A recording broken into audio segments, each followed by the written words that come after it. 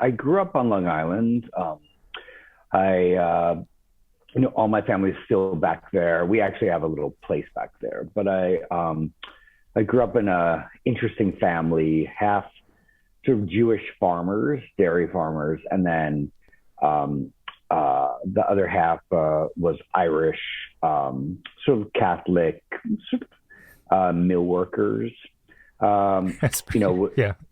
It's it's interesting because we all are from these immigrant families at some point, and so I'm sort of, I guess, third generation being from the U.S. And I had this idyllic childhood. I really, we came from sort of working class, fairly modest means, my extended family, and they really sort of worked their way up Hmm. into all of these different professions. Besides like farming, they went into fashion and photography and became painters. Wow. The proximity to Manhattan was I think a driving force, and like a lot of immigrant families, the first generation sort of tries to boost the Mm-hmm. second generation. And so this generation of farmers that were, died young and just worked nonstop, um, gave a platform for, my grandparents and great uncles and aunts to like sort of dream a little bit, rather than working on the farm. And they all sort of like ended up having careers in Manhattan and in the arts, and like a lot of sort of New York Jews, they were these sort of intellectuals that were sort of in the arts and design. So that's a combination of the people that I grew up against that were like salt of the earth, working with their hands, and then these uh, sort of scrappy creatives that like clawed their way into doing some pretty miraculous things. That's quite a dichotomy. That's very, very It is. different. How long did you stay? Wait, wait, Yeah, go wait. ahead, go ahead. Was there many farms back then in Long Island? Yeah. So it's interesting. So Long Island used to be a tremendous amount of farms. So potato farms were big. There were vegetable farms, a lot of dairy farms, and if you look back at the history of the Hamptons, Mm-hmm. one of the reasons why the Hamptons were such a draw for so many people is that it was very bucolic. We think of the Hamptons now as charming country life, but Mm-hmm. fairly built up. And for years, they were, just farms Hmm. and amongst sort of grand, sort of stately country homes of the wealthy. And so we had dairy farms. We had two, my great uncle and my great grandfather, but we actually had a 100-acre dairy farm in East Hampton. Wow. And so as a child, I used to run around the cow fields and be there. My dad wanted to be a farmer, and he wasn't really allowed to because they knew it would just be the end of him. and but and as a result, my sister's a farmer now, actually, and then my dad still farms. We have a family farm in South Haven, Hmm. which is about an hour and 15 minutes outside the city, Mhm. small, but he has actually an extraordinary collection of antique trucks and antique farm machinery. Wow. So enormous that the town of East Hampton is acquiring it for its own farm museum, and it's tens of thousands of antique objects, everything from like hay rakes to plows and wrenches and all of these things that were made by hand, really, for years and years, that were lost. It's sort of a lost art of these things, and he's sort of acquired them and collected them for 50 years. And that's a whole nother podcast. But we still have roots in farming on Long Island. So That's very it's very cool. much part of my background. That's interesting. So why didn't you go into farming? Ugh. Well, I really grew up, I grew up on the farm. We farmed as kids, but we were really, I don't know if encouraged is the right word, but we were really surrounded by artistic people. My relatives primarily, but I don't know. Everybody made things in the family, if that makes sense, even if they weren't professional artists.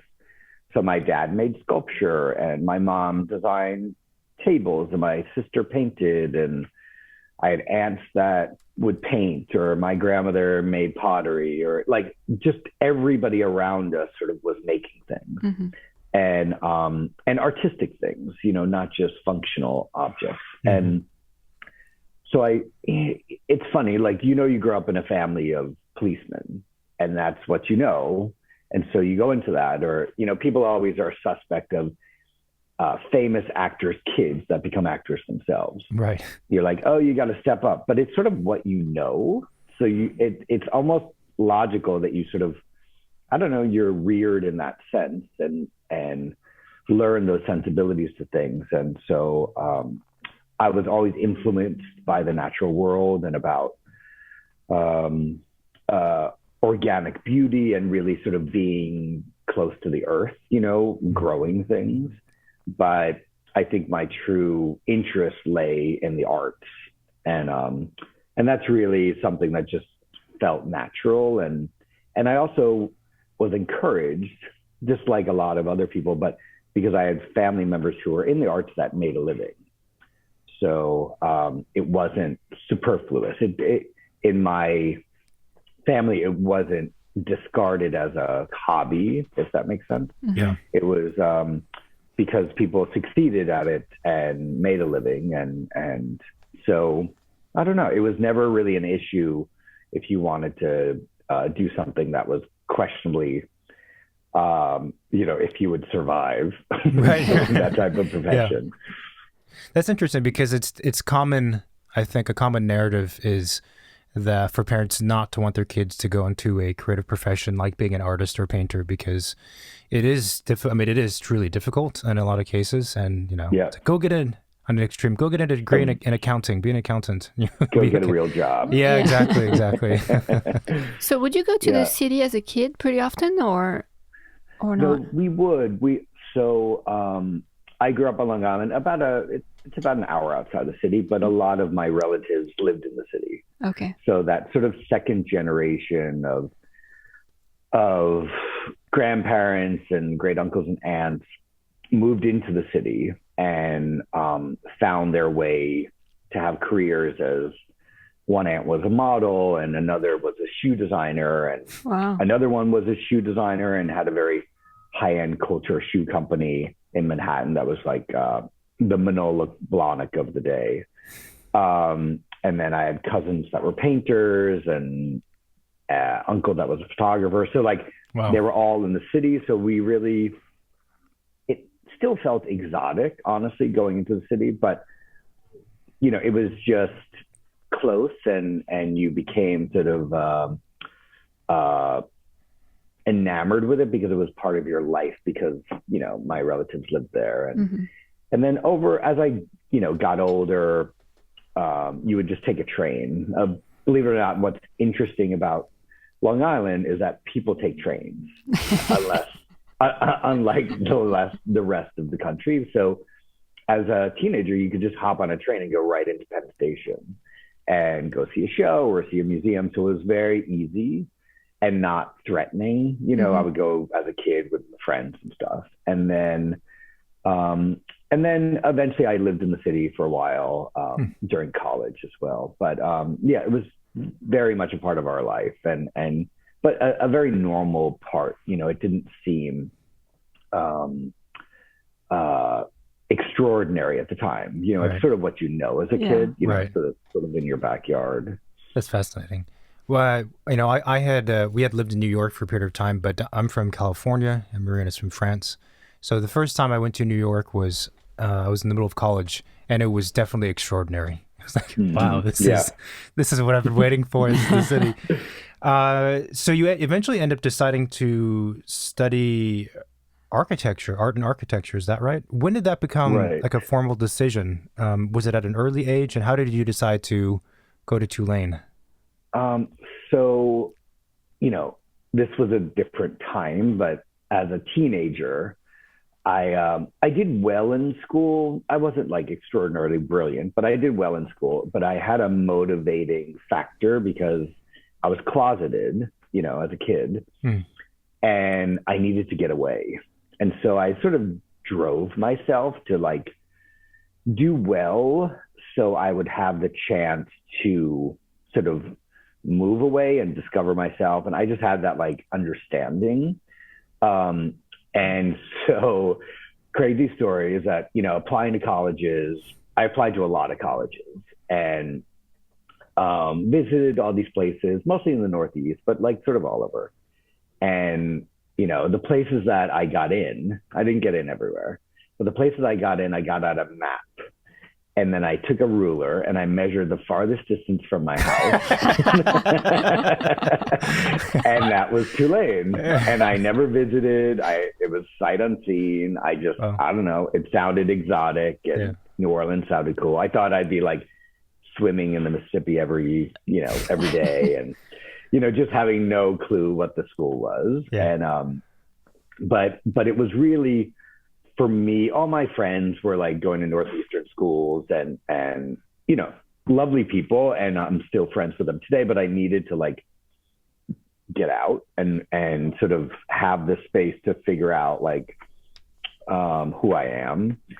And so I went there as a liberal arts student.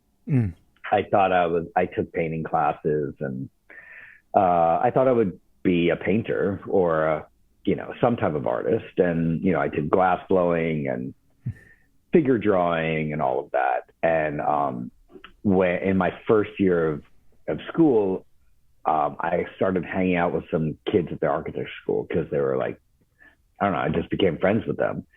And looking back, my mother knew I was good at math and I was interested in art and design. And so she suggested architecture. And I was like, it's a terrible idea. What are you talking about? Like, why would I even? And, and then when I went to school, it just clicked. I would hang out at the architecture school, and it's the university, Tulane University, has lots of smaller schools within them. And so there's a school of architecture there in these beautiful H.H. Richardson buildings, which are these Romanesque Revival sort of stone buildings, super handsome. It's part of the old buildings in campus across from Audubon Park, which is this Frederick Lahm Olmsted Park, who he designed Central Park. And it's like it's an incredibly idyllic university experience. But the school itself is a blip, a very small architecture school that's, well regarded for architecture. But these kids, these students would like live there. Everybody's camped out, working 24/7, an incredibly creative, like pressure cooker of like people devoting their lives to this craft. And I just got hooked. I was just the passion and the interest and the history. And it was really more of a design school than a practitioner school. Right. You learn basics of structures and, systems and things like that, but nobody really paid attention. It was really about the design practice and theoretical sort of questions about what architecture is, and looking at the history of design and architecture and how that was morphed and influenced by the politics of the times and the places where these things were built, and really a global view of why things were built. And it was an extraordinary experience for me, because with New Orleans having such a rich history of architecture and romance, really. I mean, it's the most romantic place and super decadent. So like, it's this combination of like working all the time, and then you go out and it's like a party 24/7. And it's just, it was the most amazing sort of experience for school that I had.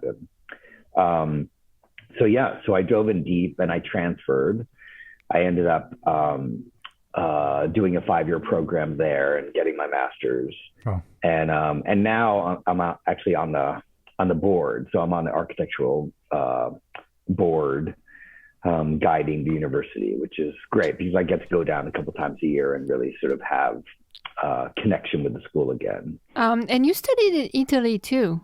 So was that during your time in Tulane?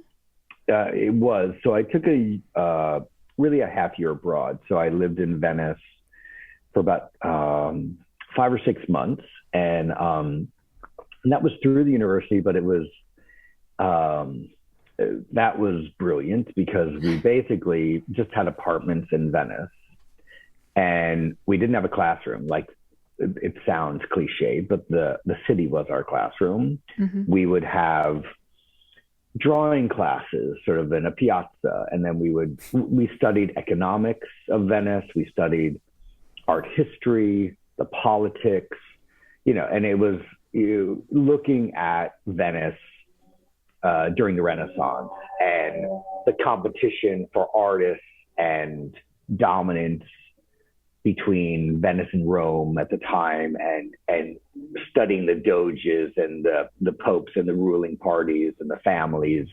vying for power and attention, and the artists that they employed, and the buildings that they've created to sort of spur against one another. It was thrilling. And we were there, and then we would really take weekend trips throughout the Veneto. So we would not only study sort of Palladio and all of the sort of classical sort of architects at the time, but then we would look at Carlo Scarpa. So we would go to all the Scarpa buildings throughout the Veneto, and we would go to Vicenza and Mantova and Padova and Bologna, and sort of all of that sort of like top portion of Venice, and dive deep. Like, it was just such an extraordinary experience not to be tied to a classroom, because we didn't have classrooms. I mean, we were just winging it, and living in the city, and it, I think it was so unregulated that I don't know if it would be allowed anymore, but like, we just had apartments throughout the city, and then over the winter, this whole city floods every day because the tide comes in, and the drains and the piazzas become fountains. So they call it Acqua Alta. So the whole city floods, and there's like boardwalks throughout the city, and you like try not to fall in. And I used to row crew. And so I joined a rowing team there. So we would row throughout the canals. And I mean, it was just like unbelievable. It was such a great experience for me. Did you ever think of moving back there after you were done with school? No, Italy is by far my favorite European country, but it's so ass backwards as far as being able to get anything done. To like send a package might take 4 months. It's just, and besides Milan, which is actually like a really functioning contemporary city, and I love it to death, and I don't want it to change forever, but like it seems like I would have a lovely life there, but I would sort of achieve nothing that I would really sort of set myself out to do. Right. Yeah. So at what point did you decide to come to California? Because you have roots on the East Coast. You studied, on the East Coast. Certainly New York City, Manhattan specifically, is a fantastic place to operate as a interior designer. So a couple of reasons. I worked in New York during college. So I had some internships, and I worked for some architecture firms.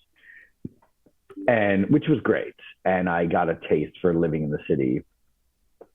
And after I graduated, I really, I was always interested in modernist architecture, but residential. And, we studied what was going on in California, with all of the early modernists like Neutra and Schindler and Lautner and all of these sort of pioneering mid-century sort of, European architects that came here to sort of make their way and a new understanding of what it is to build these modern structures, residential structures in California. It was sort of a new way of living. And so that always enamored me. But I also, when you're a kid, you have a chip on your shoulder. And I have relatives that have had a lot of success in New York. And I knew that if I moved to New York, I would get a leg up, which sounds logical and like that you would take advantage of it. But I always would question if I was successful, if my success was because of my connections versus my own doing.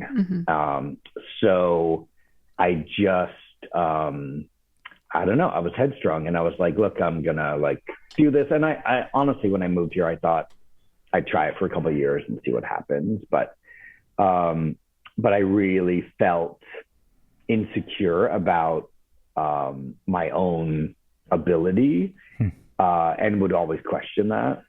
So I had a friend who I grew up with I had this whole another life on Long Island where we had a tiny beach house on Fire Island. It's just a seasonal, unwinterized like shacks that my parents, we grew up in this little like village called Davis Park. But I had a friend who lived across the boardwalk from me, who was an artist that went to RISD, and she had a beach house too. She lived in Manhattan, but she was my only friend that I knew out in California. She like came out a couple years earlier. And so she was in LA and living in a loft downtown with like, no heat, and you would like walk through and you would see cracks in the ceiling and you would see the sky if it's like cloudy out or not. Just like, super raw space. And and then so I just like moved out, and she lived in Silver Lake at a time. Well, all her friends were in Silver Lake, they were downtown. So I just moved out with a college friend, and we literally moved the week before the Northridge earthquake. So I had no furniture. Like we woke up like, that morning to our place. Like we rented this charming old Spanish little bungalow in a complex, and the whole place just like, plaster dropping everywhere and doors racking and freaking out like everybody. Yeah, because you don't have earthquakes in like, Louisiana or like New York. No. And literally we just got there and like just the whole city was just a disaster. But it was great. It was great. I feel so fortunate when I moved out here. This was a long time ago. It's like 25 years ago. And we lived in Silver Lake, and, at the time, mid-century modern homes were starting to be really considered something, but not really. Like I had friends that lived in Schindler apartments and rented Neutra homes, and we were kids. Nothing was expensive, and people lived in interesting places, and it was super cheap to be in LA at that time. And I really dove deep into the sort of art scene here. All my friends were artists, and this was back when Silver Lake was still like leather daddies and like, rough bars. There were no like baby carriages, like baby strollers, and like, and Volvos. It was like it was sort of, Latin and like, gay leather daddies. And it was like a whole nother world, and artists and architects. And it wasn't gentrified yet. It was still sort of a little rough. We would like, we would hear gunshots, and it was like it was a wonderful time, but still like edgy at the time. And that's why I guess it was cheap. But yeah, and I didn't realize how much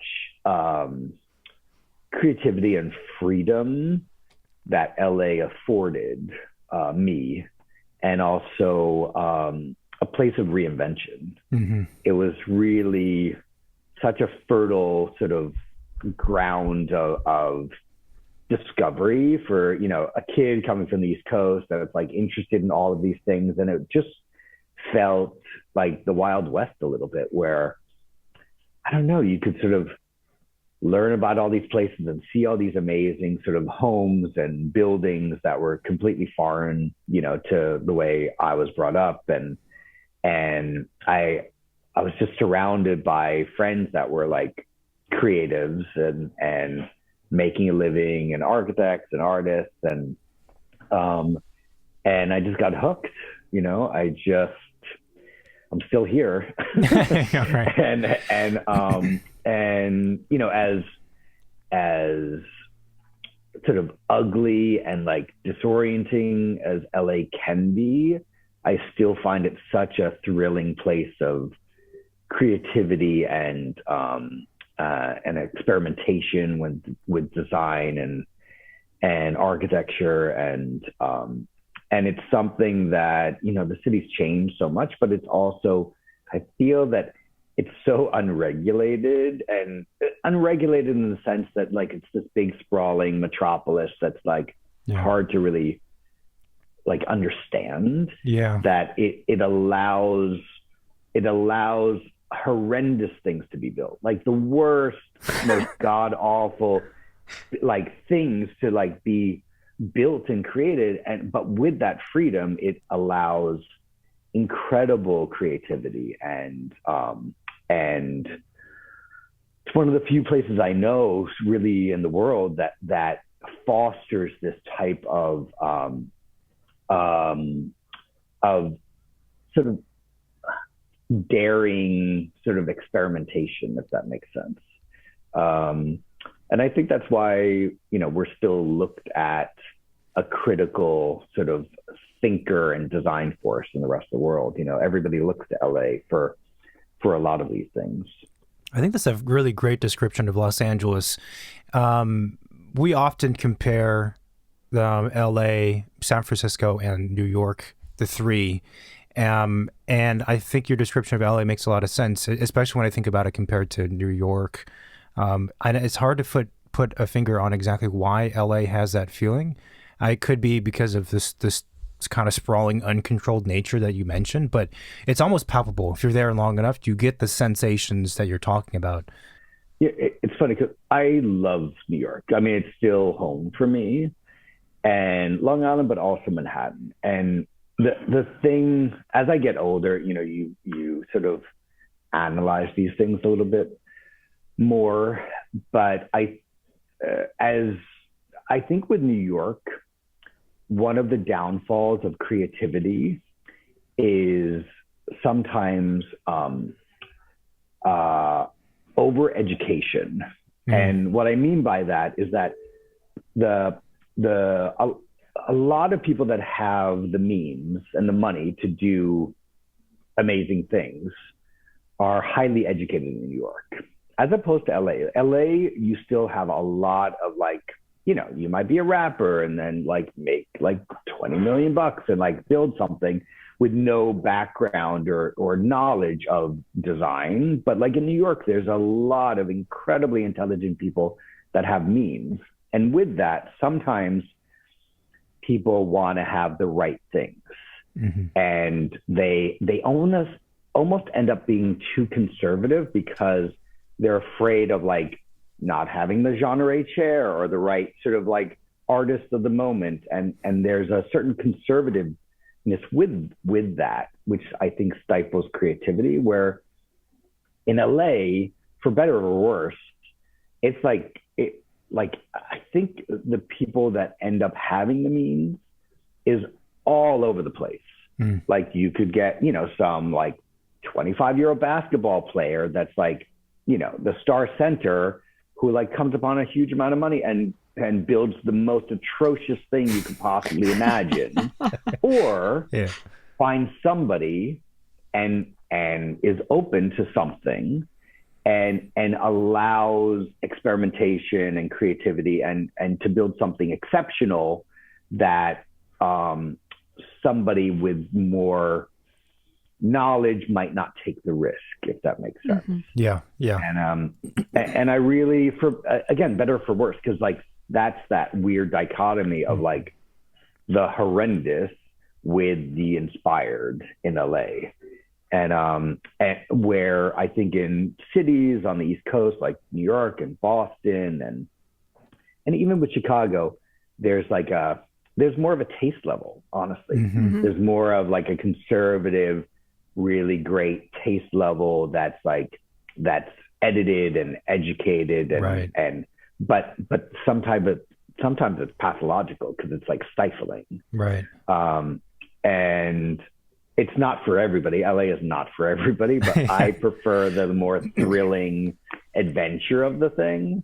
Because I don't know. I just find we've been so fortunate because we get to experiment and do things that we've never done before, might not have any business doing, but we're allowed to sort of try and experiment. And I think it's still thrilling. Like we're working on a house right now that's a 1930s English Tudor that is completely out of our like normal, genre, but it's all like William Morris wall coverings and fabrics and English arts and crafts. And we're looking at the pre-Raphaelites and this whole other thing, which I'm completely interested in, but because it's out of our lane, a lot of times like people wouldn't take the risk to let us sort of dabble in that.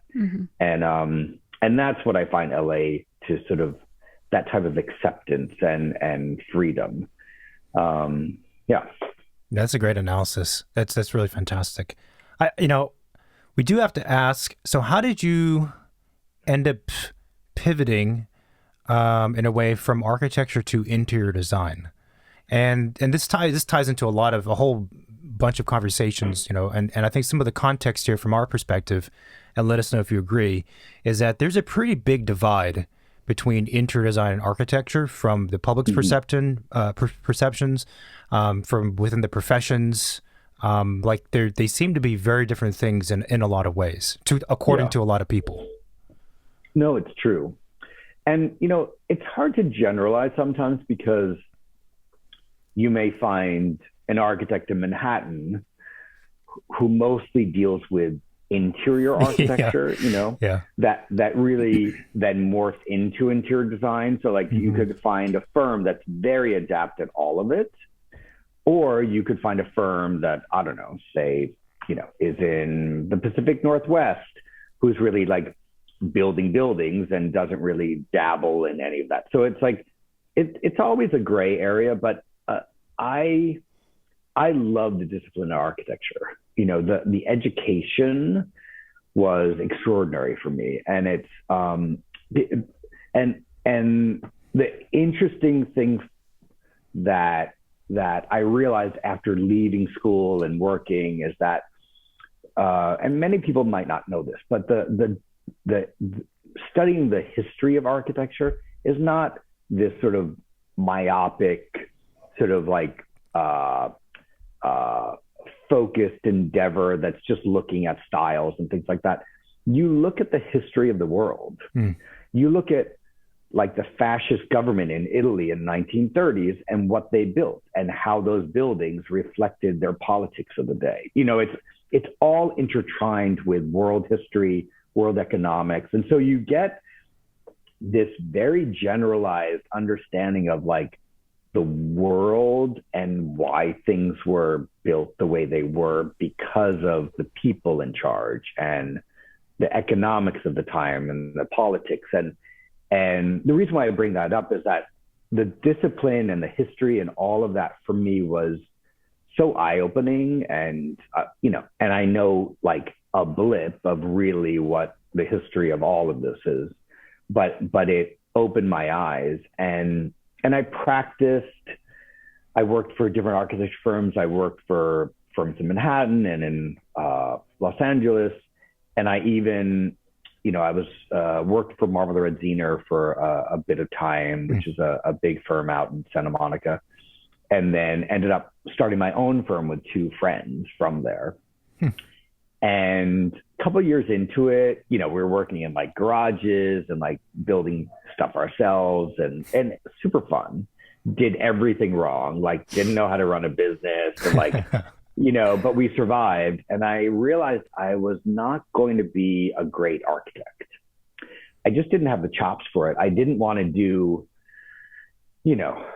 details of retaining walls and like, figuring out like, hillside caissons with structural engineers and like waterproofing details. And I don't know, I didn't have the patience for it. And so during that time, I was really so enamored with the vintage stores in Los Angeles of mid-century modern, furnishings and became sort of a picker.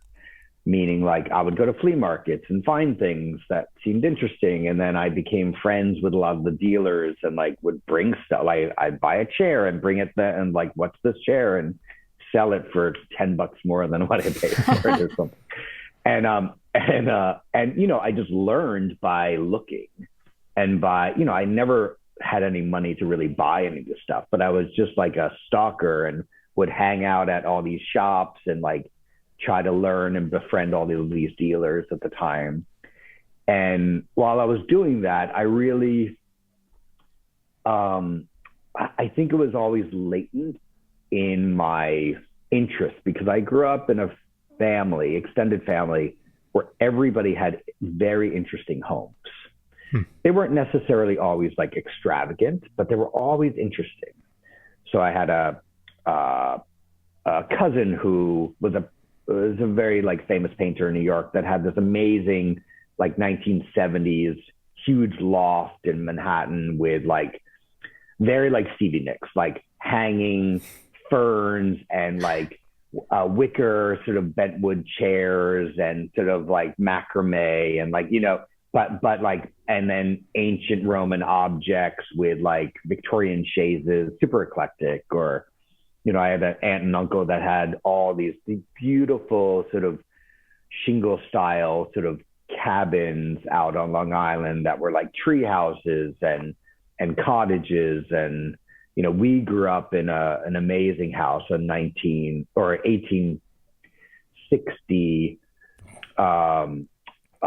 Greek revival sea captain's house, with Corinthian columns and none of these things were like, nobody in my family at the time was like incredibly wealthy. They just were always interested in design and objects and collecting and furnishings and interiors, and really made very memorable spaces. And so I think the combination of growing up around that and just being part of, the surrounding sort of environment that you sort of grew up with, and then coming out here and seeing all of this like new attention to mid-century furniture and objects, I realized then that was a direction I want to go in. I know this is sort of a long story, but then when I had my firm with my two partners, I got an opportunity to do the interiors of a home from an alum from Marvel the Ziner. He was building his parents' house, and I had no business doing it.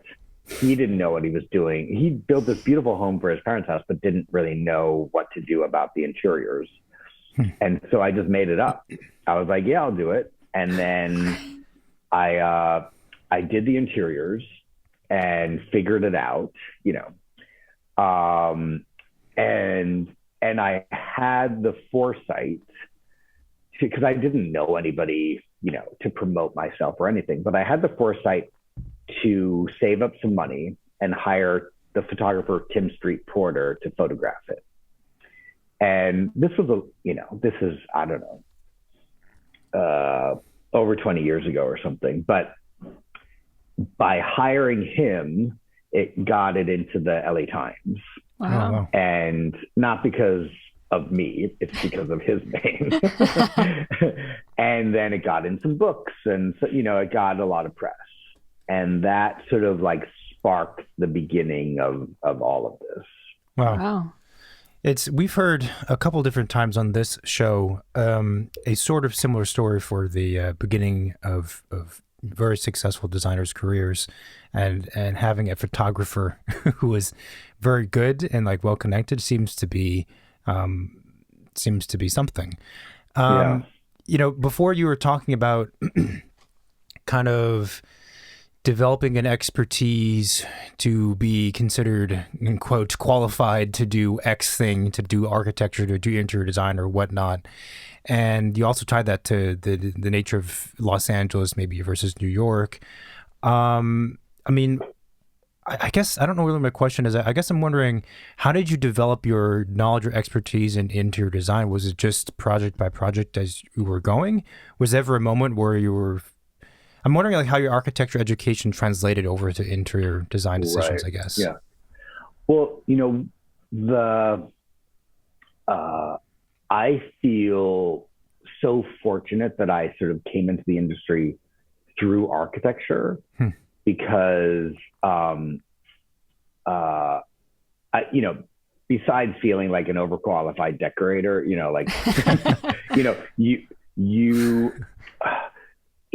especially in Los Angeles or at places where you're really building, we have, our office has the ability, our firm is sort of, we do like 50% interior design and 50% interior architecture. So most of our projects, we're heavily involved with the architecture. Okay. And so to answer your question, how I like sort of transitioned and sort of got into it. And so I never really left architecture. Sometimes once in a while we are like the architects on a project, like we'll do a gut remodel on something. And, we're working on a Pierre Koenig mid-century paperfold house in Palos Verdes Estates right now, where it's a smaller house, and we are the architects on the project. So we're trying to restore the whole thing and then sort of lead the project and sort of bringing in the landscape architects and the contractors and, creating a team and doing everything. So at times we do that. On larger projects though, and in most of our projects, there is another architect, and whether we're hired, through the architect or the owner, sometimes we hire the architects. Like a lot of times we go into a project now where we're hired first, and then we assemble the teams. So we're doing a project up in Tahoe right now. This amazing property, but we did a design competition. So we basically helped the client narrow down a pool of architects, did a design competition for the architecture, brought in the landscape architect, the contractor, basically really drove the project and assembled the team. And we're doing that more and more because we've, I think, earned the trust of our clients to understand the entire process rather than just the interior design. Yeah. But part of that too is like, just talking about the transition, I worked for after I did that project that Tim Street Porter photographed and stuff, I realized I didn't know enough. And then I really wanted to work for somebody to sort of understand the business and just the industry better. And so I ended up working for Kelly Wurstler. I befriended her through a friend, and I met Kelly at a birthday party of a client, her client, but a friend of mine, and I wrapped her gift in wallpaper. This like I remember this. It was this chinoiserie sort of purple wallpaper. And Kelly was there, and unwrapping it, she smelled the wallpaper glue. She's like, "Is that wallpaper?" And then we started hitting it off and got a conversation. I ended up working for her, and only for a year, which I always regret because I feel that I wanted to stay longer to learn more. I really could have learned so much more. But I ended up buying a house that we had to redo. Long story short, our business has this sort of foundation in architecture. We really look at the architecture first of what it's asking for, what it needs, what it doesn't need. And the interior portion, but also the whole team here, we learn over time.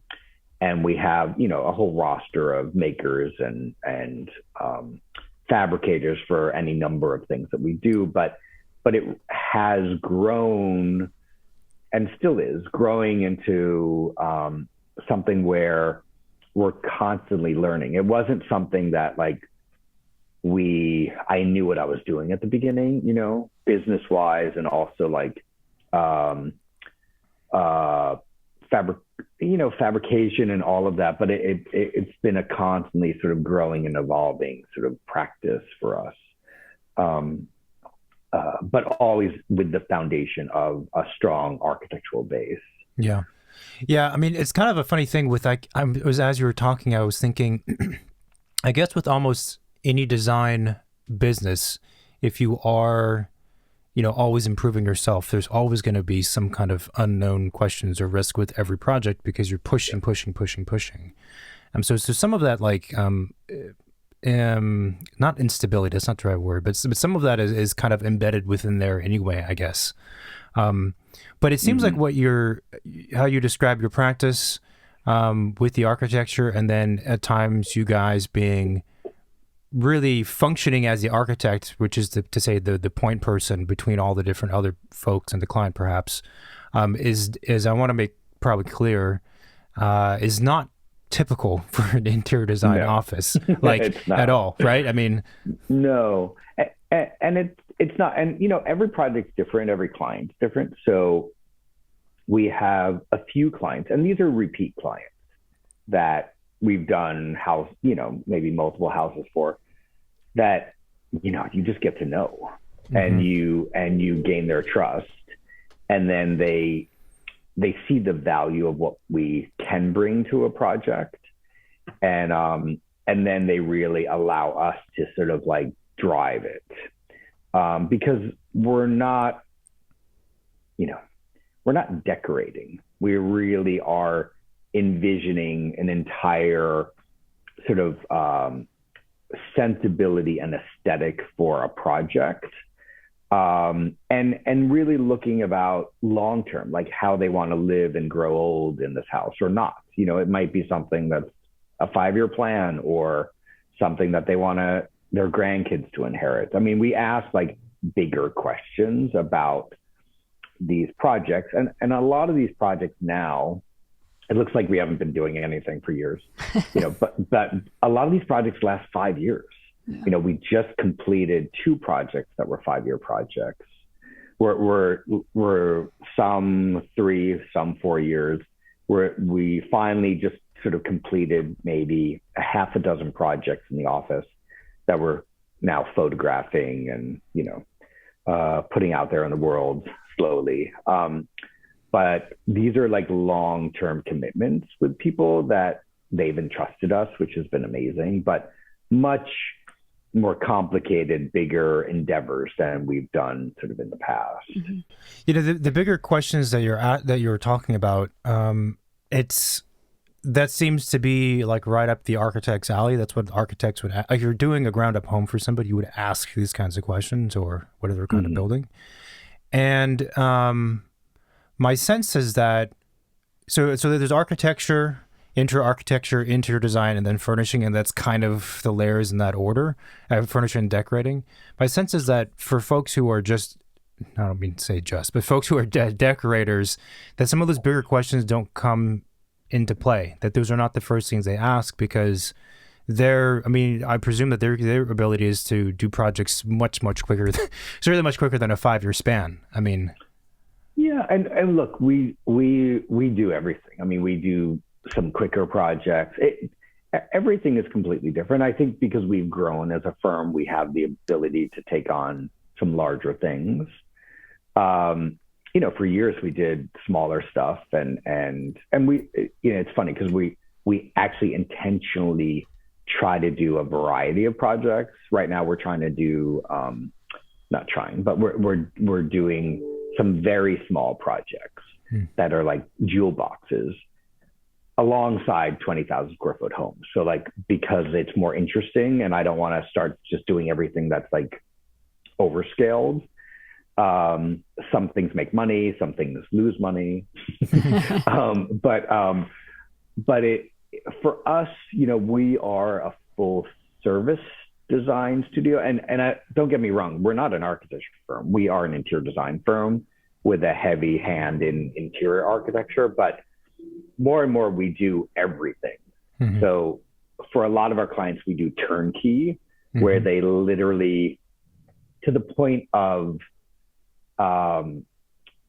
we do toilet bowl scrubbers and literally toothbrushes and hangers and vacuum cleaners, and like where there's nothing left sort of unresolved. We even did, I mean, this sounds insane, but we're finishing a job up in Atherton right now where we were doing sewing kits, like literally like the things that are in the laundry room for the sort of like, for the housekeeper. Wow.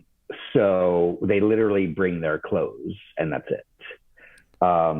So, you know, not every project's like that, but a lot of our clients now, you know, especially for second or third homes or things such as that, they, it doesn't mean it's more expensive necessarily. It's just thoughtfully selected. Yeah.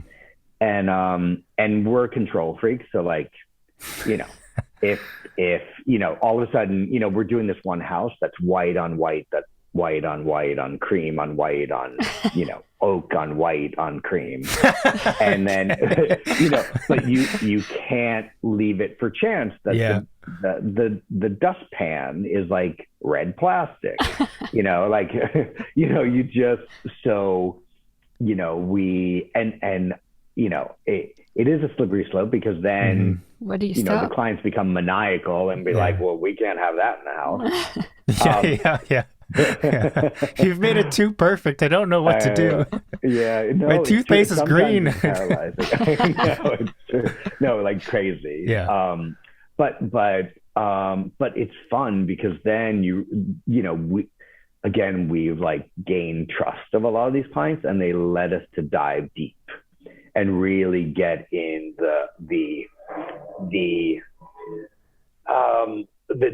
details to such an extent, and not just, you know, this isn't just objects, you know, it's also with the interior architecture as well. And, you know, so everything is considered, you know, a lot of our projects now, we're doing all custom hardware, like the entire house. So we design every single piece of hardware and have it cast and milled.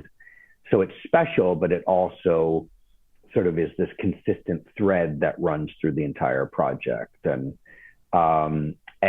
that's the type of customization that, you know, we can do, or we like, you know, invent, you know, and you just sort of figure it out because it's needed. It's sort of that necessity is the mother of invention. So, you know, you come across these problems where you don't you can't find what you're looking for, and then you design it and have it made. Yeah. I will say specifically hardware is one thing that we're always talking about because there's There's enough. a need for more things out there. We just got to make our own. That's for sure. The only issue with that is it takes time. Well, time and money, but time. It takes time to do these things. It is time. And so many people want things in like now. Yeah. Well, we are, the always the bearer of like sobering news that, we never, especially now, it's a tricky time right now where I would rather be blatantly honest with clients and let them know, we can't even get a delivery date on these things. Versus painting a pretty picture and then, leaving people in disappointment. And we lose jobs sometimes because, we're very sobering in our sort of response to things. And like, people are always like, oh yeah, we can get it done quicker. And I'm like really easy to make decisions and all of these things. But a lot of times it doesn't even have anything to do with the client. It's the right now we're working on a job. And the cabinet maker just let us know that drawer glides, glides that, are, there's a 4-month delay on drawer glides. You were having the same exact problem. Issue. Oh, really? Yep. So, anyway, it's a funny time and this won't last forever, but it is something where all of this takes time. It really does take time and effort. And everybody, our clients, we really go into things with no preconceived notions. We might have a very wealthy client that doesn't really want to spend a lot of money on furnishings. And then, in this enormous house. And then we'll have a different client with a quite modest house that wants every single square inch to be studied and designed to the nines. And so we, it really does take time to get to know people and to really listen and figure out what's important to them and what's not important. Everybody's so different. I've just learned never to make any assumptions because I'm always wrong. Let me ask you from that. Here's a specific question. Because I think you're totally right that clients are all different and you just don't know. And sometimes, even if you do your research and you're meeting with them a lot beforehand, before you get into the project, let's say like officially, you still don't know how things are going to go until 3 months in, 6 months in, whatnot. How do you plan for, because obviously you want to make money on the project. You don't want to be at a loss and you don't want to break even either. How do you kind of plan for, I guess, the fees? Because if you have the same fee structure, and this is generally speaking, and you apply that to everyone, sometimes it's going to be very profitable because things move quicker or they're easier to work with, and other times it's the exact opposite. So, like how does that work in this kind of business? So, we've learned by trial and error over time, and what we've come up with is sort of a reward system for quick decision making, if that makes sense. So the way that we work is interior architecture is all hourly. And the reason being is that we work on some jobs, say with a named architect who is sort of well known, that has a very clear aesthetic, where we might, help advise on material selections and plumbing fixtures and work on the lighting plan and things like that. But we're not really driving the interior architecture. So our time is more limited, and it's really up to the client how much or how little involved they want us to be with that. So it's sort of a la carte. If they want us to design this bar, we design the bar. If they want us to, get involved with everything, we get involved with everything. And sometimes we consult on everything, on the landscape and, all of it, and we have other clients that want us just to sort of dip our toe in.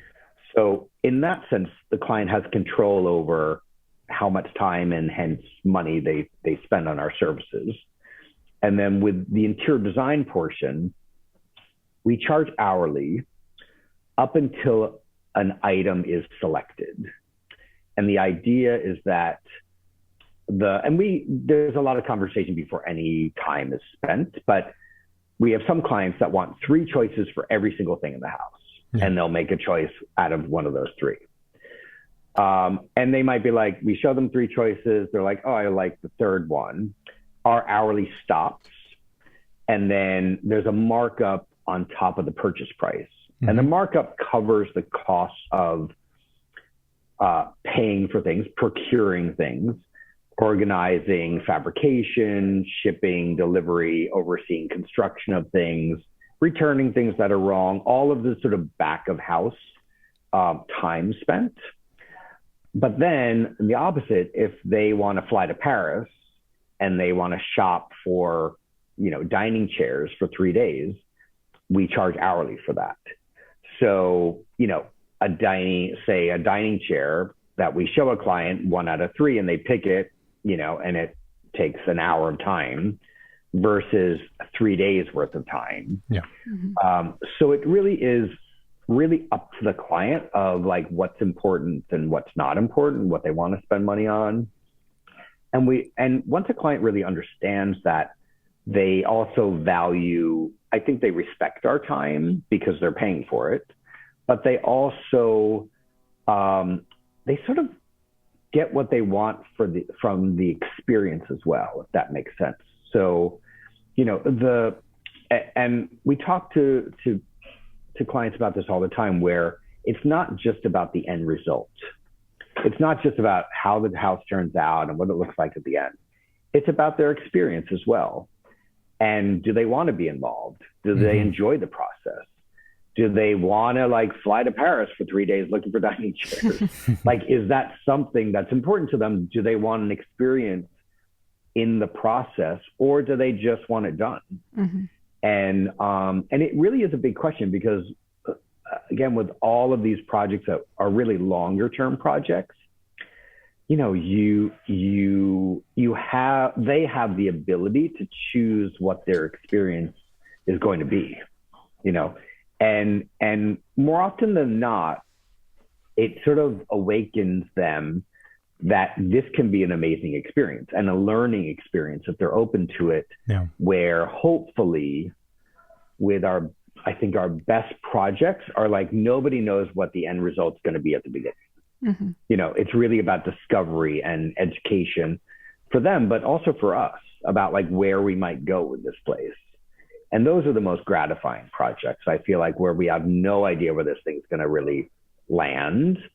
And it's a discovery experience for all of us over time. And we come up with something that's not just great looking, but it's memorable. Mm-hmm. You have experiences with what you acquire and, what fails and what is a triumph. But I hope that answers sort of some of the economics, but we do find that formula works. And we do cost estimates for all our clients at the beginning of a project. So it's not some unknown factor, there's only so many projects that we can take on at a time. So we have a pretty good ability to sort of estimate based on the time frame of a project of where the fees may land. Yeah. But it really is in control of the client at the end of the day. Yeah, that's great. It makes a lot of sense. And I would also say that for some people for clients who have never worked with a interior designer or decorator for the selection of furniture and objects, the typical percentages are for the procurement kind of portion is quite high compared to what an architect might charge for their work for cost of construction. And so for clients, they're like, wait, what? You're going to charge me? You're going to charge me to hit order, online and then wait for it to arrive? And you have to explain, there's a lot that goes into that, a lot, a lot. And when things don't go right, it compounds the workload quite a bit. Yeah. It's not as easy as Amazon. No. And We've been fortunate because most of our clients understand the value of their own time. Yeah, that's and when they at times try to do it themselves, and things go wrong, the understanding sort of the logistics and especially with more of these complicated things. And, but we might buy a set of vintage dining chairs for a client. And then the number of steps that have to go into that between, shipping them, making sure like nothing's broken in the process, refinishing the frames, reupholstering them, putting new feet on them, getting the metal replated. I mean, any number of things, there may be 6 or 7 different people involved with the restoration of these chairs over the process. It's a super complicated, layered process with any number of things that go wrong every day. Exciting. But everybody's different.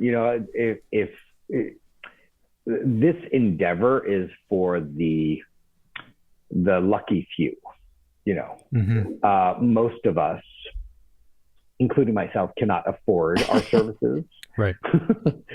So, it is something that is a rarefied luxury. And even in the most modest of ways, we've done things that are visually very modest and charming and seemingly not expensive.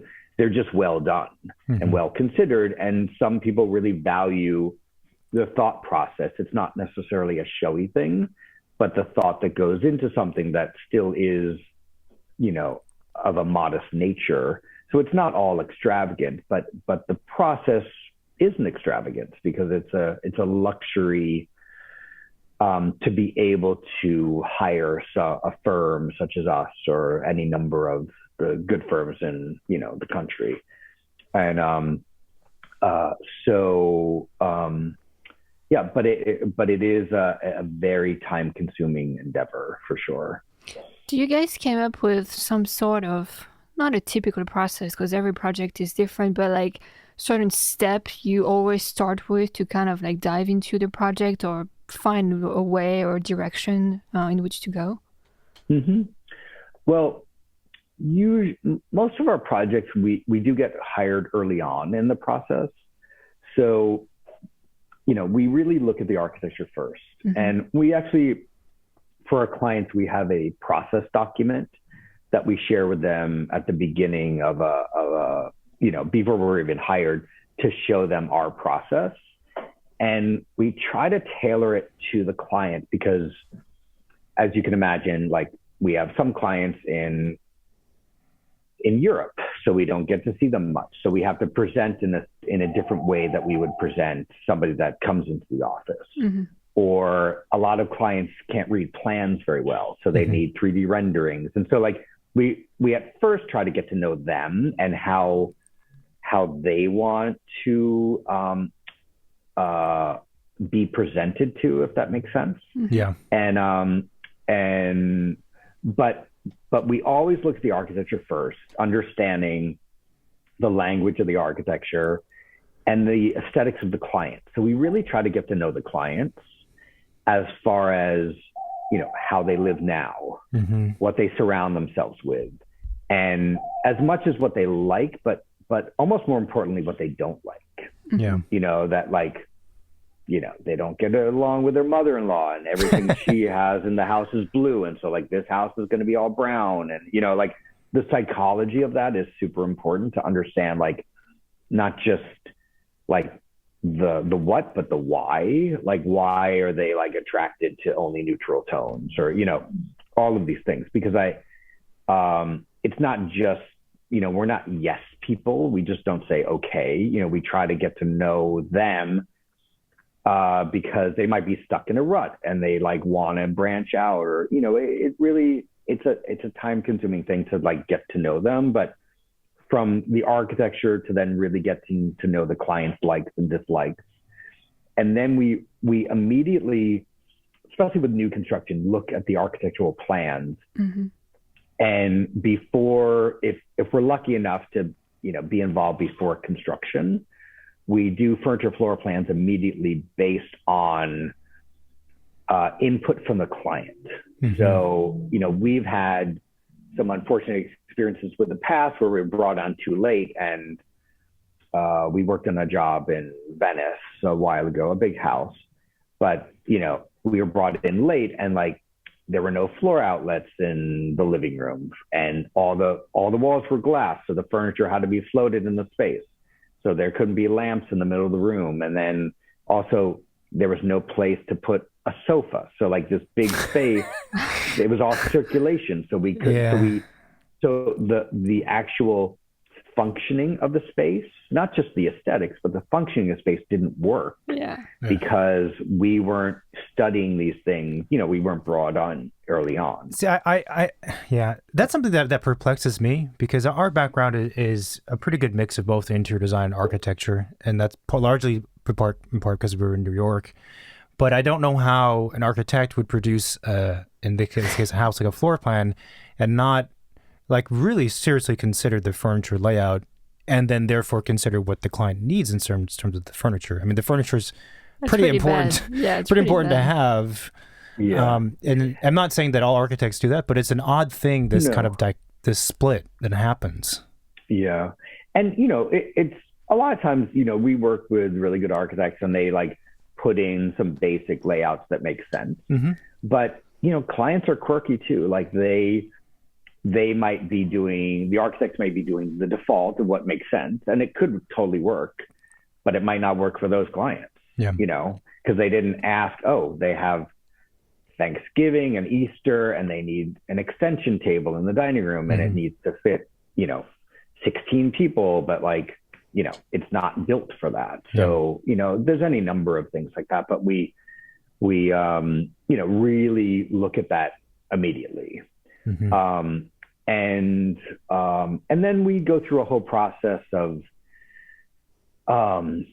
we do, if they require, some clients come to the table with a budget that we have to work backwards and sort of plug in we have these huge Excel spreadsheets of budgets that we do for clients based on, quantities and quality of furniture. And other times they have no idea, so we do sort of estimates. But we talk about money immediately, so we really understand, and they understand what they can and can't get. And when we do these budgets, we include everything. We include shipping and delivery and installation and Scotch guarding and contingency and taxes, and so it's like it's not just the cost of goods, but it's the entire picture padded. But then we also have some clients that don't want budgets. and it's interesting, and this is sort of a new thing for us for the past several years, but and these are more experienced clients, repeat clients. And the reason being is that they know themselves and they want what they want, but they also don't want this sort of constant back and forth, because we're like the grandpa that is like, well, we only have $5,000 in the budget for this, and this is $12,000, and so they don't want to be hounded by us. Mm-hmm. It's so weird how that happens. Reminded. You end up becoming the grandpa. And typically that happens again with repeat clients that trust us and also know themselves, but it actually is a much quicker process too, because when we're really focused on the numbers, it's always like this horse trading of well, if we take money out of the rug and put it into the coffee table, and which is time consuming, as you know. And so, but it's also a little more freeing as well, because when these clients know themselves, they are the ones sort of let free of the constraints of focused on, because when we do these budgets, everything, every rug pad, everything is in these budgets. Mm-hmm. So sometimes it's just I think, unnerving for them because like we have to remind them every time like something is over. So, but it's more fun for us too.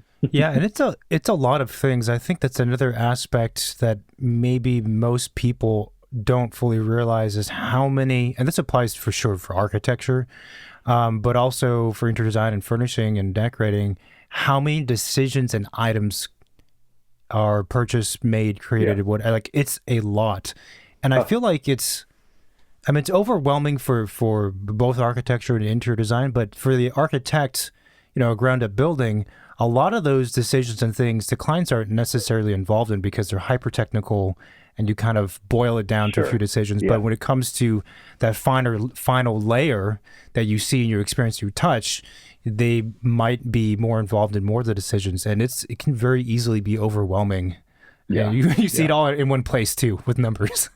Yeah, no, it really is. I mean, we just finished a job in Holmby Hills, a major house for us that we worked with William Hefner's office and this amazing landscape architect Raymond Jungles, and but a very designed house, sort of like if you could imagine the Brody House, the A. Quincy Jones famous sort of Brody House in Holmby Hills. That's all like, antique brick, sort of mid-century Regency, like a glamorous sort of late 40s, early 50s house that is almost bordering on garish. Like there's like big French chandeliers and like carved marble toilets. Like this Beverly Hills Grand Dame lived in this house and died, and these people moved in with contemporary like furniture and art, this whole sort of like world. AD just photographed it, and it's going to be sort of a big thing for us. But that house, the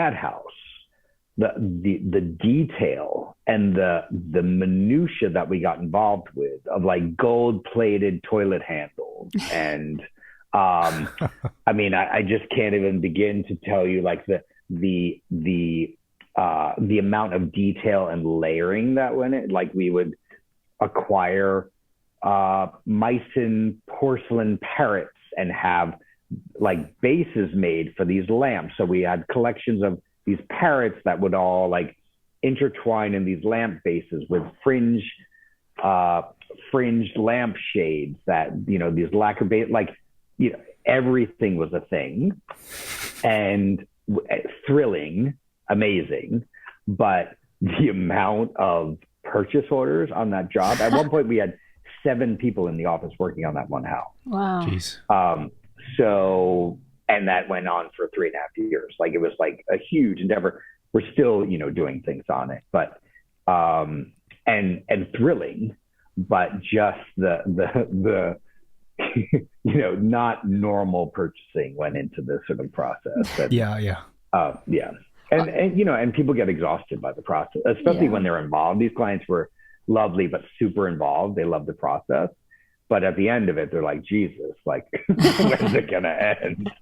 Yeah. I mean, that's something that we're talking about in the last 3 recordings is this issue of stamina and endurance, which I think designers really, really have to have. And a lot of people we come across, whether they be clients or other professionals, trades folks that you work with, claim to have that kind of stamina and endurance. But when the 3rd or 4th issue comes around or whatever time passes, people start to fade, and understandably so. They start to fade, become disinterested, disheartened, and it's a tough thing. It can be tough. Yeah. It's, I think a lot, as you guys know, a lot of this job is really trying to understand where your clients are at and being their cheerleader and like somebody that they can cry on your shoulder and really unload. And it's such a personal, especially with residential architecture, it's such a personal endeavor. And you go through it. I mean, you get to really know each other very, very well. and I think in the best of ways, like we've been fortunate to have a lot of repeat clients and grow older with them, see their kids grow up and help them change their lives when their lives change. And I really enjoy that, because I feel like as I get older, it becomes, just these long-term relationships that, they might call us to reupholster something, which, we never go away.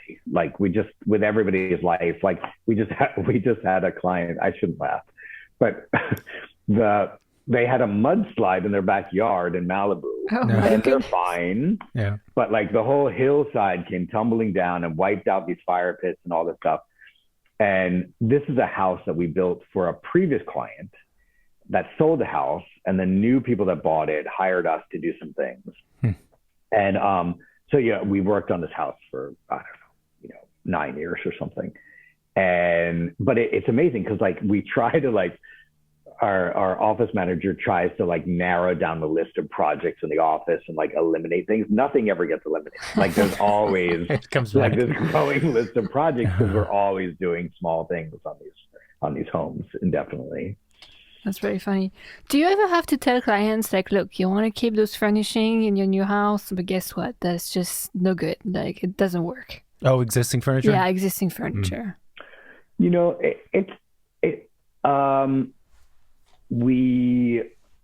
guess the answer is yes, but it's a delicate thing. I've learned not to be too heavy-handed at the beginning, because I have personal things that may not be the prettiest, most interesting objects, but they have a personal story about them to me, because they were my grandmother's or whatever, and that you hold dear. And so it's always a delicate balance. 99% of the time we get our way and we don't use things we don't like in the house. But it is almost like I never come in definitively saying, no, we can't have that. Yeah.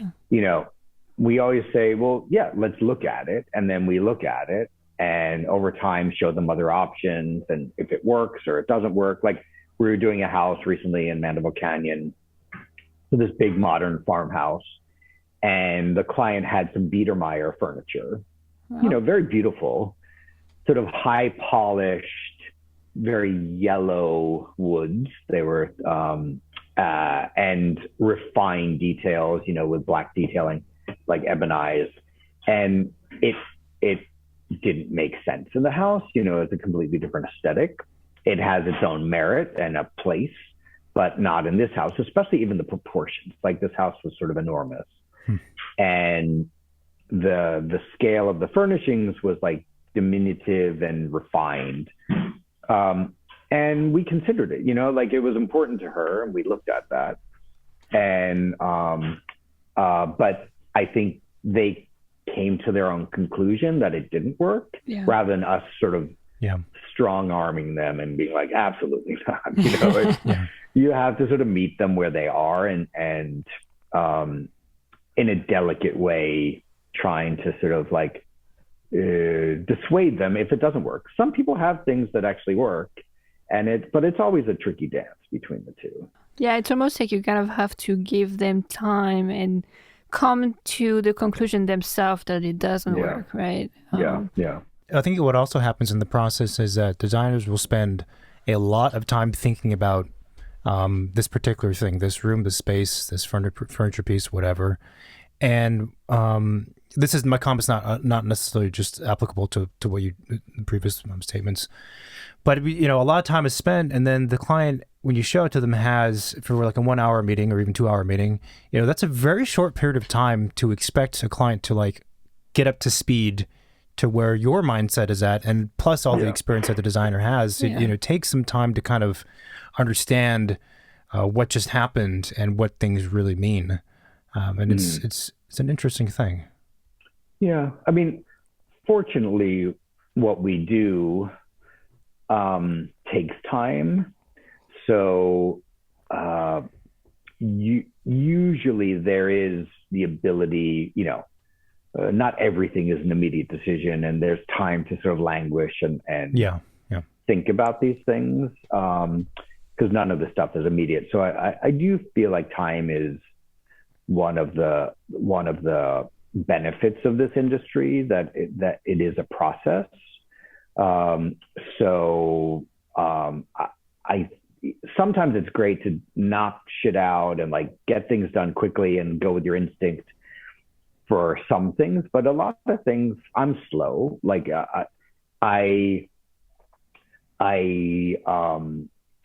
when I say I'm slow, like a lot of what we do, we don't repeat ourselves. Like especially recently, all these projects are so divergent and different aesthetics, different locations, different types of architecture.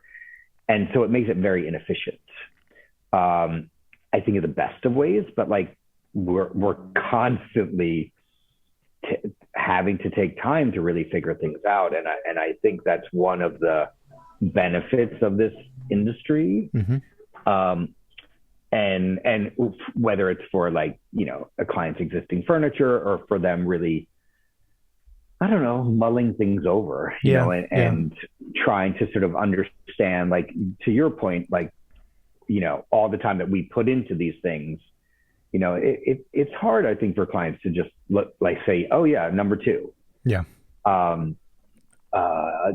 It's some do, but others, you know, we have one client that like luxuriates over every decision, you know, for weeks on end, and which is fine, you know, but it's just you have to then adjust yourself to their pace of things too. I also think that when designers pressure clients to make decisions too quickly, it's hard. And even if the client says, okay, yes, I like option 2, there's a 50-50 chance or maybe greater chance that they're going to email you back a week later and say, you know what, I'm not so sure and whatnot. And it's a real people-centric thing. Talking about, you know, I was thinking the other day about the differences between architecture, I guess it'd be architects and interior designers. And I was thinking that I think a lot of architects maybe, I mean, frankly, look down on a lot of the interior design work that people see published, because it's so heavy in the decoration and like the wallpapers and the furnishings and the objects and all these things, compared to, I think if you gave that interior design task to an architect, it would be much more minimal. And these are generalizations, but I think that kind of feeling is out there amongst all the professionals and people.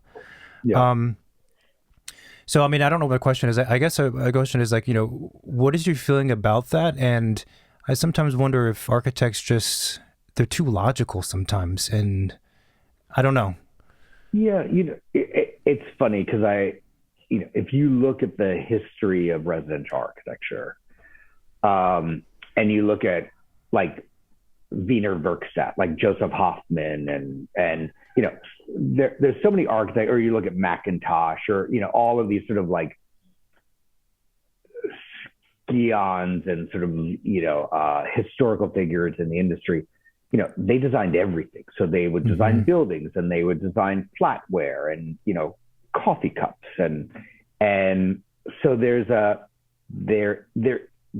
this history and you know, historical references for architects doing everything. And I, you know, that's rare in this day where you really have, you know, because it costs a fortune, but also to have these like total designs. But I'm always baffled that architects sometimes, you know, just focus on light and space and materiality, rather than that the furnishings can enhance the architecture and have a dialogue and play with. But to be fair to architects too, it's a thankless industry sometimes.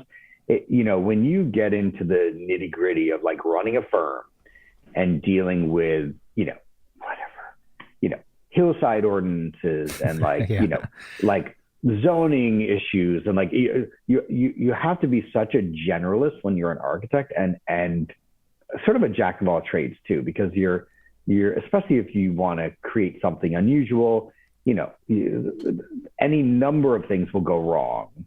And typically architects don't make a ton of money. Mm-hmm. And so there's a lot of risk involved. And so it's understandable to an extent that, at some point they just have to stop. They have to like cut their brain off. They're like building this space and they can't sort of like see beyond that at times. But there are other people. You look at somebody like Rem Koolhaas or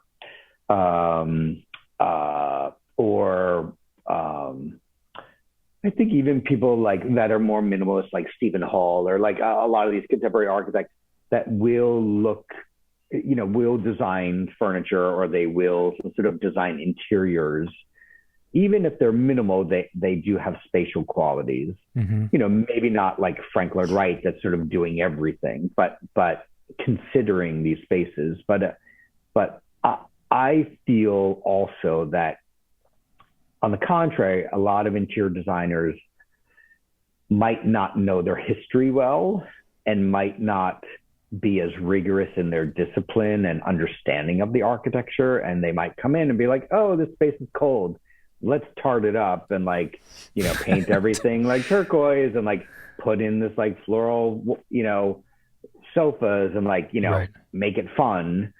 And not that that's wrong, but if you're an architect and you've labored over this for like 3 years, and then all of a sudden somebody comes in and throws it on its head in a irreverent or unsensitive way, I get it. You get bent out of shape. And I think there's a history of that disconnect. I think the success that we've had is that we really understand architecture. I'm trained as an architect. Everybody in the office does construction documents, specifications, can oversee construction, knows how to build things. So we come to the table sort of maybe not in a level playing field, but able to sit at the table and understand the limits of what they're doing, and can also speak the same language and say, well, why don't we do this? Why don't we let's, for this cove light, let's detail the soffit this way and put a header here, and really understand the logic and bringing solutions to the things that we're trying to get to, rather than ripping something out of a magazine and saying, make it look like this sort of thing. Right. And I, personally, I wish that the interior design education in this country was more rigorous. And I think if we had, say 5-year degrees for interior design, where you're really understanding interior architecture as well as interior design, and it's not a 2-year degree that you get to get in and out quickly and get the basics. I think we wouldn't have as much of a divide. And just on that note, I have a guy in the office who's a brilliant interior designer, who's from Australia. And the education of interior design in Australia is much more rigorous. They know how to draw and detail and build things, as well as understanding furniture and, lighting and all the other disciplines. And I can't tell you the value that he brings to sort of all the projects that he works on. And so again, I think, the education system should be overhauled. That's fascinating. Yeah, it's fascinating. I mean, it makes a lot of sense in what you're describing, because for each of these professions, it is a collaboration. At the very least, you have to integrate with other people, because the thing you're doing is integrated with other stuff, whether it be integrated with architecture, or the architecture gets integrated with the structures or with the site or whatever. It makes a lot of sense that to be trained in one of these, that the education would involve some amount of knowledge, in these kind of peripheral or related fields. Yeah.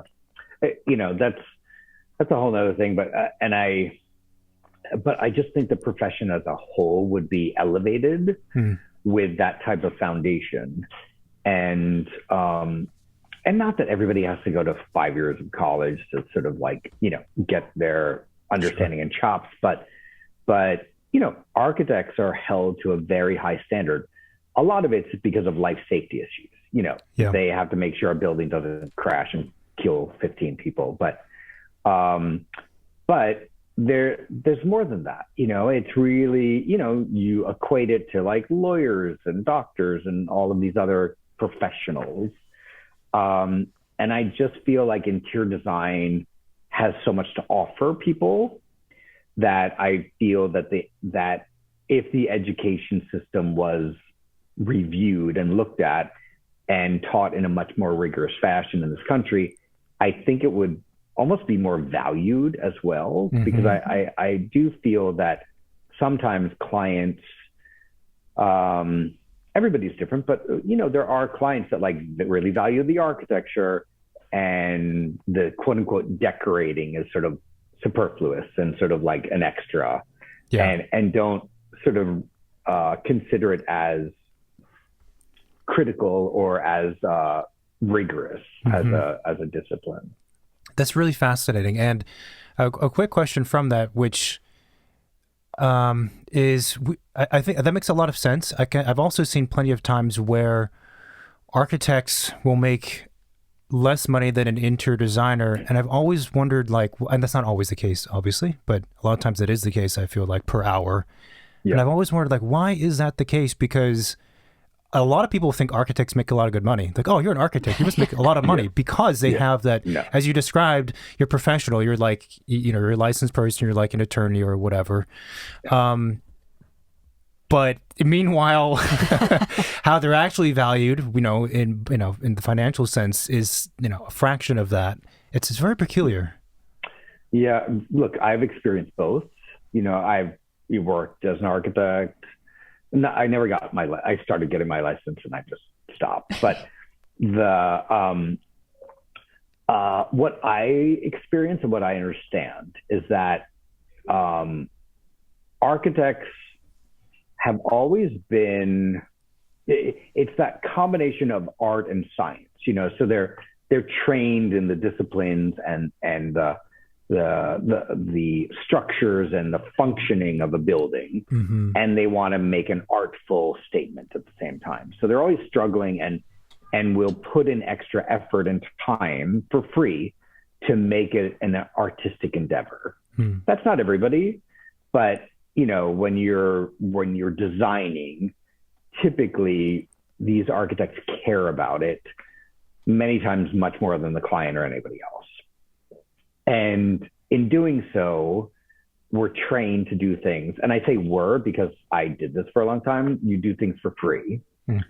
And you also there's an industry standard, maybe not right now because everybody's so busy, but historically, you cut your fees to get the job. So you work on a fixed fee percentage of the construction cost, or like some allocated sort of fund per square foot or something that's limited, regardless of how long it takes, regardless if curveballs are thrown into it. And there's almost like a scarcity of jobs and getting ahead and vying for attention. And the way to make money is very limited. It's really, there's not a lot of different ways of getting fees for your work. And I think interior design, and I will say a lot of clients don't care that, about the footings and the HVAC and all of these things that they're not even going to see.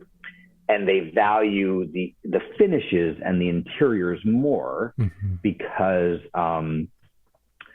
they see it. It's tactile. It's quantifiable to them, versus some waterproofing detail on the roof that you need a higher quality product. They get annoyed about that stuff because they don't really see it. Yeah. I also think that with interior design, luckily, there are multiple ways that we can make money. And to me, I never thought I'd make money in this field. I never thought I'd make any money. I just never thought about. I knew I could survive and do the type of work. Was hoping I could do the type of work I wanted to do, but I luckily never approached it like, oh, I'm going to make a ton of money in this field, so I'm going to go into interior design. It was like I knew I wanted to be in this general industry, and I found it more creative and fulfilling to do the things I was interested in doing with interiors. Mm-hmm. And it so happened that you can actually make more money doing interior design. And I think that I don't think it's always right, that the architect might make less.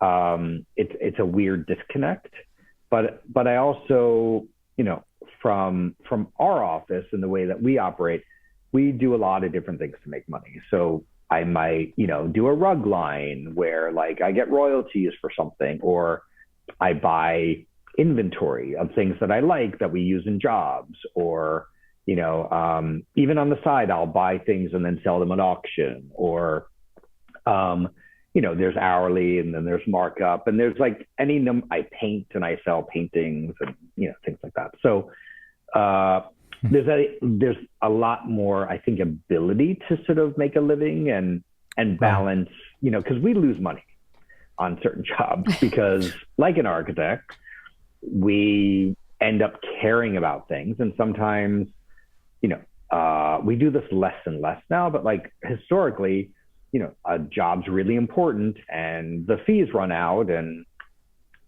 we got to finish the job. And so we end up, working for free. That then, we have other jobs that make money, so it sort of balances out. So I think, at least in our firm, I don't like to talk about it anymore, but we historically have, lost money on jobs, multiple jobs, because we care about them and we know like we have to finish these things. Otherwise we can't photograph them or promote them. And I look at the long term of these things. So I knew it would pay off in the end, but it's tricky. But with all of this, whether it's architecture, interior design, I encourage people not to go into this because they think they're going to make a lot of money. Sure. I think, you can make a living and it's important, but I think, you go into Bitcom or, you become a plastic surgeon or something, like if you really want to make, like if that's your end goal. yeah, for sure. Is to make a lot of money. So one quick question with the last thing you said. So is that where, and this is hyper specific, but like an hourly fee structure is the solution to having a project where the fee runs out because it's a fixed fee or because of whatever? It is. Yeah. And, it doesn't always work. Mm. We have been fortunate now that with the economy in our industry being the way it is, that, we've been able to really hone down, our fee schedule where it's like across the board and everybody has the same fees and, it's working for us. But in the past, there's jobs that I've really wanted before and it's happened multiple times. Like we did this one project, in Carmel, this sort of famous, like little mid-century house on the water that we loved. And it was a complicated job. During the process, we uncovered a tremendous amount of structural issues. There were like incredible costs of the construction that nobody anticipated. It was a very laborious, stressful process for the clients. And we encouraged a lot of this stuff. We encouraged a lot of the construction. I mean, we were the architects on the project, but a lot of this materiality that we brought in and caused delays and cost overruns and all these things. Mm-hmm. So at the end of the day, like they were so frustrated that we stopped charging them. because we felt we had a hand in their stress level, which we did. So I felt that like I brought this on. Right. Yeah. And I still believed in what we were doing, but I didn't have the. So resuming the story, we had the technical problem. That's why you can't see Jamie anymore. But you were talking about a house or a project where there was kind of like more stress placed on the client than maybe they thought was going to take place. Yeah. So, I mean, this all comes about sort of the idea of working for free, which I don't promote as an industry standard. However, I do feel that, you know, with what we do in our office is that we've been fortunate enough to work on a lot of really exceptional homes, some very important mid-century homes, and just some extraordinary projects. And I think with that, part of our success as a firm is that we saw things through to the end, even when things got rough, whether there were delays in schedule, budget overruns, clients getting stressed out, money running out. And this doesn't always work. But what we've done as an office is that we've kept our overhead fairly low, where historically, you know, the course of our firm, you know, I would be paid less than people in the office because I needed great talent and people better than I was about a lot of things, but I kept my overhead personally low, so I could, you know, put all the money back into the business. But also in doing so, we've been able to finish some great projects, but losing money in the process.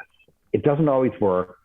You know, you have to obviously balance having projects that bring money in, but we've been fortunate where we've had projects that do bring money in, and then other ones that we care deeply about that we know would be beneficial long-term for our office, where we ended up losing money. And, you know, this one project you're referring to, you know, and this isn't an anomaly. I mean, this isn't the only one, but one was that, you know, where we really pushed the client to make this exceptional home and brought in a lot of materiality and a lot of very custom detailing and things like that to make the home exceptional, which they were all on board.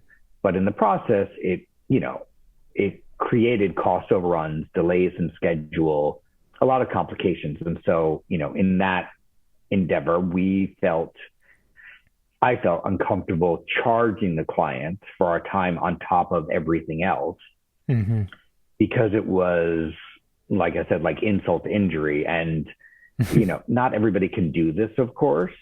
And it's not like we were like raking it in so we could just sort of work for free. It was a sacrifice, but we knew that, you know, we had a hand in the stress level of the client, and to get the home through over the finish line, we ended up stop charging them for, I don't know, it could have been 8 months or something. I don't remember.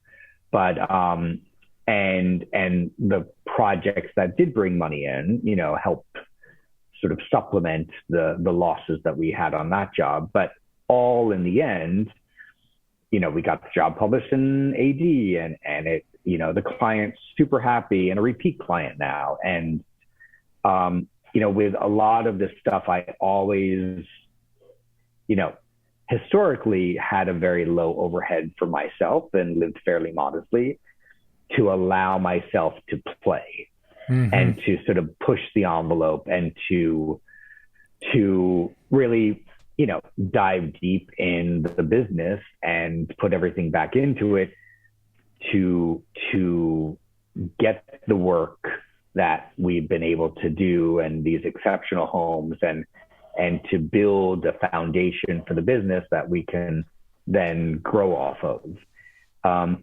There's a lot of sacrifice,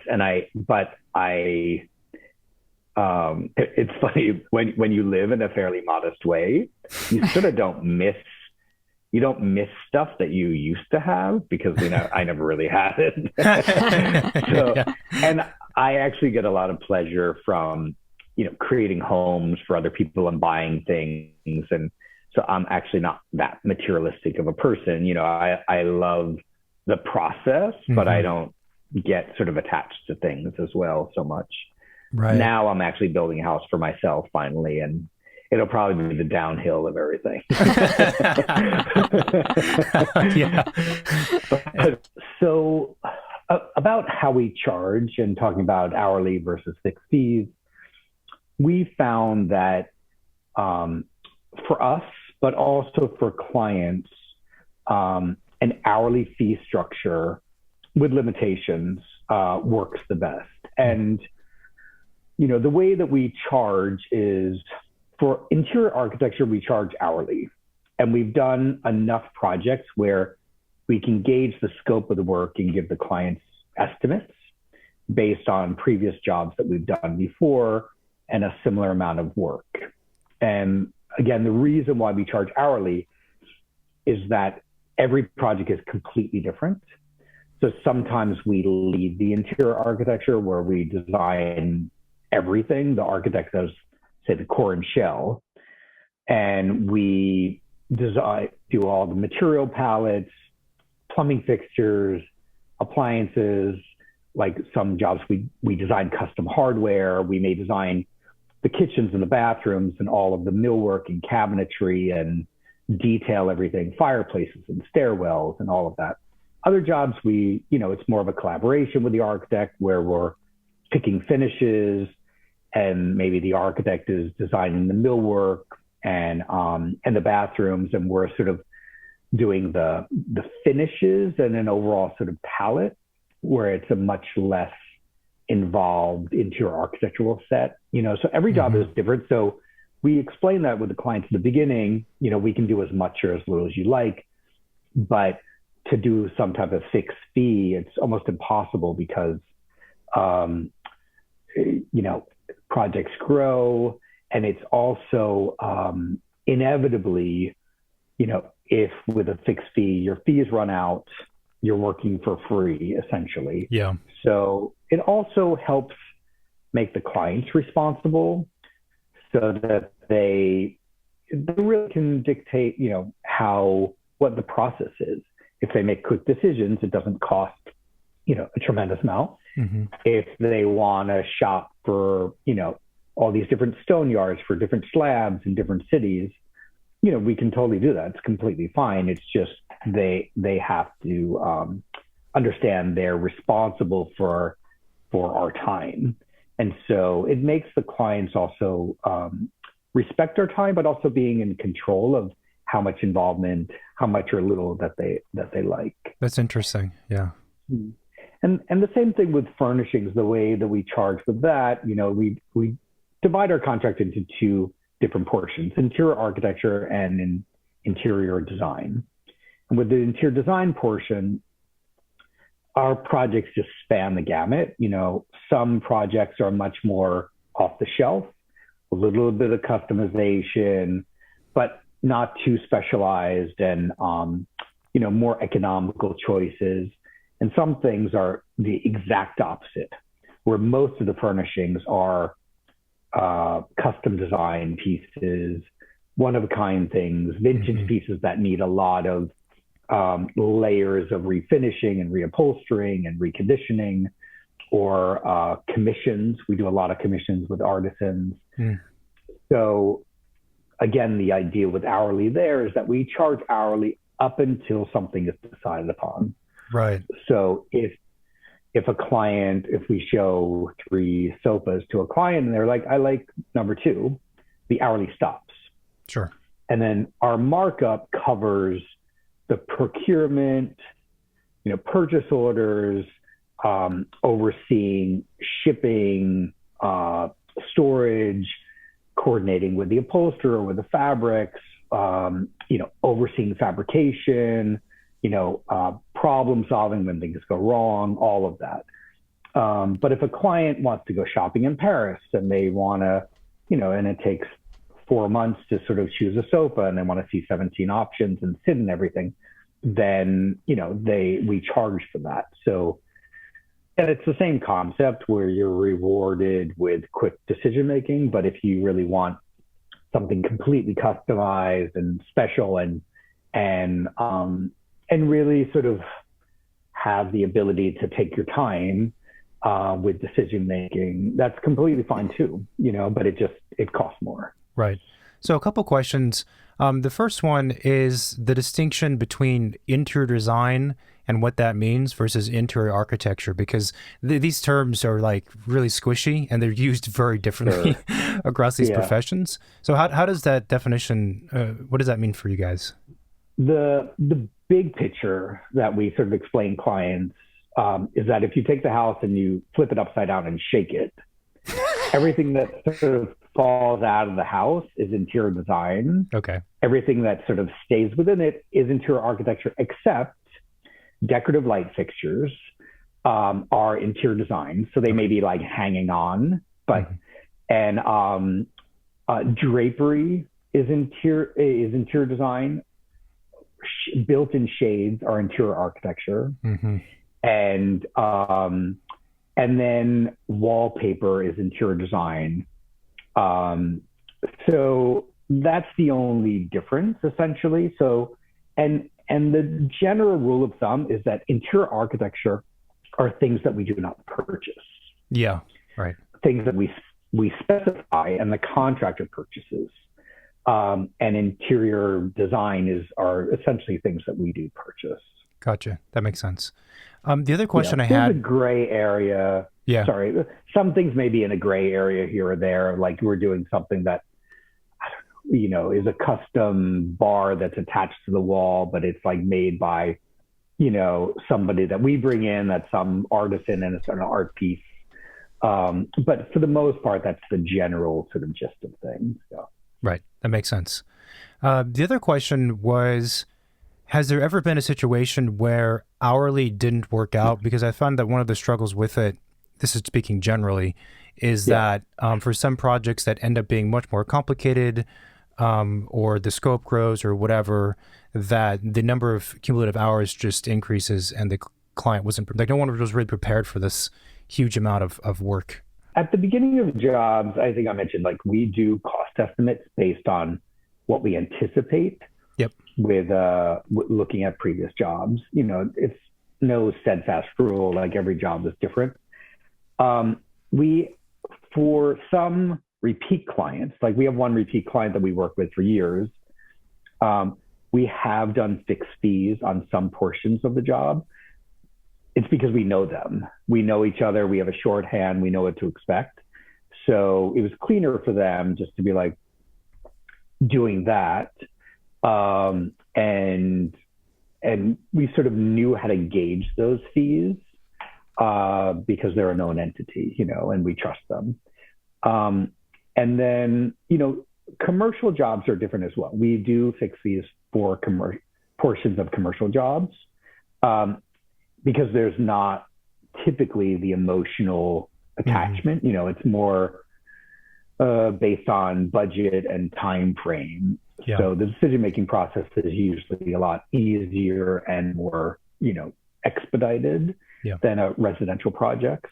So, there are exceptions and we are also reasonable. Like we have standards of doing things, and then inevitably something comes up and somebody proposes something else, but what we don't do is we don't do fixed fees on sort of open-ended projects, meaning that like we're to get into a project that's 3, 4, 5 years, that's a fixed fee without a defined scope of work and any parameters on, it can bankrupt us because, it's just, there's no accountability anywhere. So, there has to be some like guardrails as we go. Yeah, that makes total sense. So a fee structure based on, let's say, percentage of construction for interior architecture isn't something that's really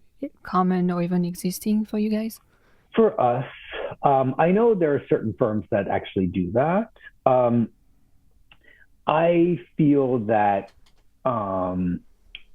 with the architects do that. They charge a percentage of construction costs a lot of times, and it varies so much with the scope that we get involved with. As you can imagine, like every project's different. So like, we did a job recently where we did all the interior architecture and we designed custom hardware and to gauge at the beginning of a project, to know that that's where it was going to go, we had no idea until months down the road. The clients really understood our capabilities and what they were interested in doing. So we would almost have to rewrite the contract halfway through, right, far through, because like the scope of work completely changed. And I find historically it's very difficult after you have an agreement to then go back and revisit it with the client, especially when you're seducing them into doing something fantastic, but then it's going to cost more. So that isn't to say somebody can't be successful doing that. I just find that our work tends to lately be so varied with so many different types of projects and different locations, and the hourly was always a very like even gauge of our time commitment. So and something that was quantifiable, doing these estimates for the client ahead of time. So, and we're sort of open books. Like we have nothing to hide. We itemize every single quarter of an hour like a lawyer, so that they know exactly sort of what we're doing at any one time. So, I think sort of work for us. Yeah, that's interesting. I think it makes a lot of sense, and I think especially once you have a practice long enough, you have all that data which kind of informs the estimates. Yeah. I was curious though if there's ever been a time where maybe earlier on in the practice where like the estimate ended up being off, and because I feel like designers get in the situation where when things become much more complicated and they put in more time, they feel bad charging the client because it's like now we're way into territory that we didn't expect. The answer is yes. That happens, and every client's different. Some clients, most clients really understand when costs are going up, and typically it's because there's more manpower needed to do what they're asking us to do. So, for example, we were working on a job where we had just a regular team working on it, a big, important job for us. But then we got heavily involved with the artwork in the house. And the artwork was very specific, very time consuming, between searching for things, procuring things, framing, doing mock-ups and storyboards. And it was almost another job. Mm-hmm. And so we had 2 other people in our office just working on artwork for the house. And it wasn't full time, but it was a considerable amount more effort because the scope grew. Like they didn't anticipate us, getting that involved with it. It just sort of grew over time. So we always try to we're very communicative with the clients, talking about what's coming up and what we're going to need if you want us to do that. So I think with the communication, as long as it's sort of open and, we don't surprise people where like all of a sudden, their billing is double with no explanation, So, but part of it does come with experience. Like I'm older now, so I've been doing this for 20 years. And then, you end up experiencing a lot of different curveballs and how to navigate all of those. And so, we still get curveballs, but I feel like we're fairly well prepared to, to talk about those. And I really, we talk about money from day one, because nobody likes to talk about it, and we like insist on talking about it. So I don't like surprises, and I think our clients don't either. So we're very upfront. We're sort of open books. There's no hidden sort of markups and costs of anything. And so I'm not a good liar. So like we keep it super clean. And we're just very, open and honest with our clients as far as, stuff we see coming up and, increased costs, because it's all expensive. Yeah. So you really gauge early on what a client's tolerance is going to be and what's important to them and what's not. This kind of conversation, I don't, maybe on the face of it, for some folks, it might be like, well, this is boring talk, but this is actually really, but I think it's really interesting because it's the kind of psychology behind the different arrangements and what they mean. And especially when the project is so potentially amorphous, it's a real challenge. It is. And it's confusing to clients a lot of times. Like if you're a first time client, you've never worked with a designer before, you just expect like you want to buy a widget, and why is this widget more expensive than that widget, and why are you charging more than this person down the street? And our answer is always it's this combination of art and science. The science of it is the nuts and bolts, but the art of it is that unfortunate but sort of inexplicable sort of art process that goes into all of this. So, if,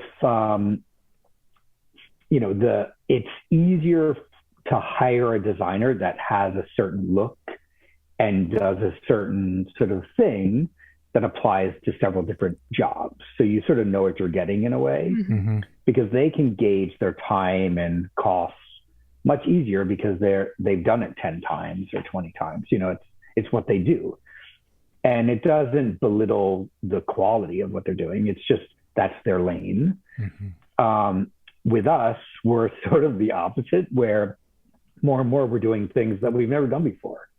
So we have no idea, it's such a bad sales pitch, but like we, again, we're doing this like 1930s English Tudor house that we're dealing with vendors we've never dealt with before. We're dealing with aesthetics that we haven't dealt with before. So a lot of it's research, and I find it thrilling and interesting, but it's not economical because we haven't done that before. But I think what we bring to the project is a fresh eye on this. Our client didn't go to somebody who has this aesthetic in their pocket. Right. They wanted to hire us because they knew the perspective that we would bring to it, and our appreciation of history and history of design. But it is difficult to quantify why somebody should pay more for us than somebody else to do this. And it's but it is that X factor of that artistic intention that's brought to a project that certain clients value and other ones don't. Yeah, that's well said. I think there's some kind of also natural selection that happens when we're talking about the pairing of client and designer. If you find the right pairing, you find the right pairing. And if it's not meant to be, it's kind of like not meant to be. I agree. I think it's great that you guys do different kinds of work. I guess one of the last questions for me is there a particular type of project, or maybe even style in terms of design style or aesthetic style, that you guys have not done yet that you really want to? Sure. How long is the list?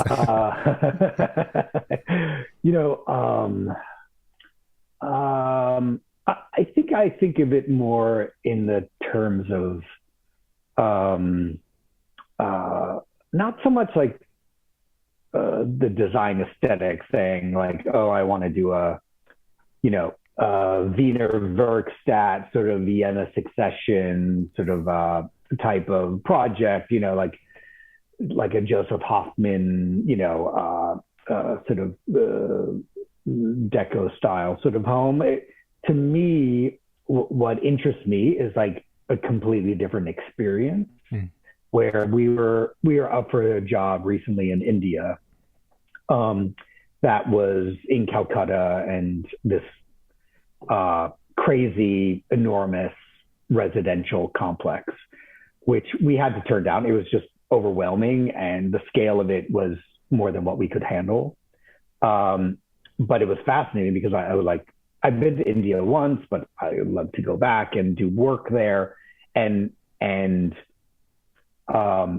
get involved in a, they call it genus loci, like the sense of place and aesthetic that makes sense for that specific location on the planet, for those people in that architecture of that moment. And that's something that I find thrilling because I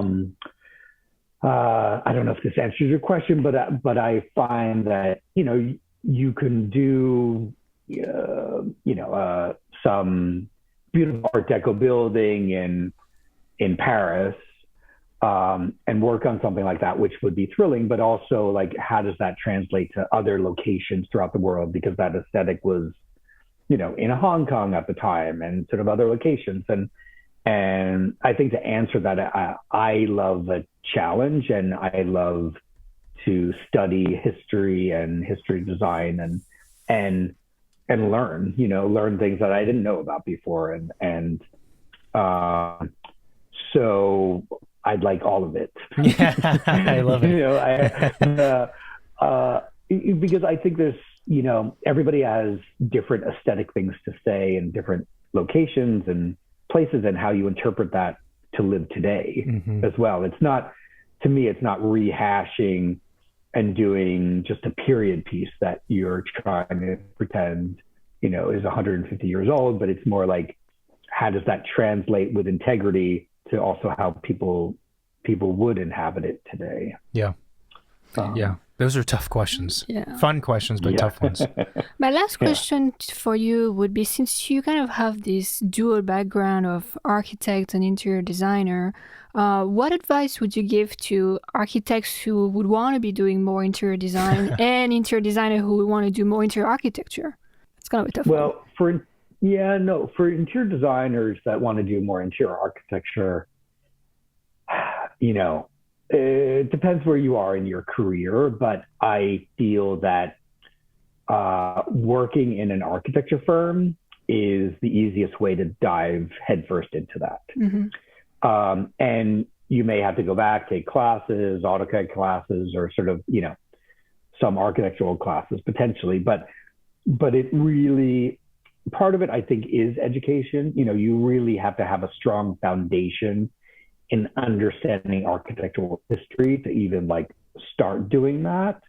And like we were talking about earlier, just about the rigorous educational practice of architecture, I find invaluable, that all sort of people in the design industry should be involved with. But I do think interning or sort of working your way up in an architecture firm is like a fast way to really understand the nuts and bolts of putting together a construction document set and specifications, and potentially working on a job site and overseeing construction, and really understanding how things are made and built, and also why. It's the most effective thing to do is to understand how buildings are made, so then if you want to change them, you know what you're talking about. You can sort of say, oh, well, flat frame that wall, turn the 2x4 on its side because you'll save 1.5 inches, and then the cabinet will fit, or all of those things.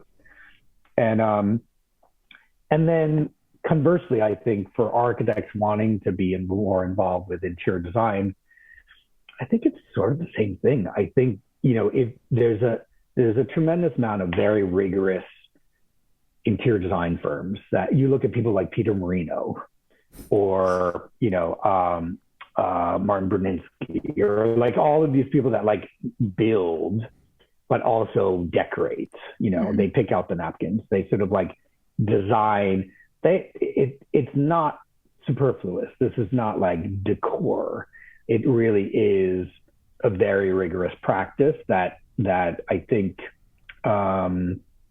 being open to what they do and understanding the discipline of it, but also the enormous sort of detail and number of trades that you have to juggle is it's exceptional. But it's difficult. It's difficult to do both.